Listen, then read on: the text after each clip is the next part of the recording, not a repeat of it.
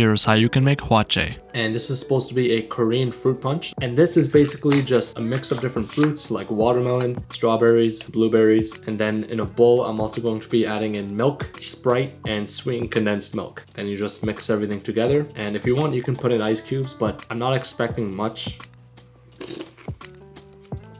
Okay, it's a bit refreshing with the Sprite. I would say without the Sprite, this wouldn't taste good because then it's just fruit and milk. But I think with that fizziness that Sprite adds, it just brings everything together. This is definitely better than that commercial fruit punch drink that we usually see in supermarkets. That's bright red, super sweet and artificial. This is obviously a bit more natural minus the Sprite. It's a bit cold outside right now. Summer's pretty much over, but I would say if you had this during a hot summer day, it would hit the spot. And watermelon's also my favorite. Well, I don't know if it's my favorite fruit outside of mangoes, but it is definitely up there for me. So anything with watermelon, probably gonna be good in my books. All right, it's an interesting drink or snack. I don't know what you would call this. It's a fruit punch. I would give this maybe a 8.4 out of 10. It's pretty good.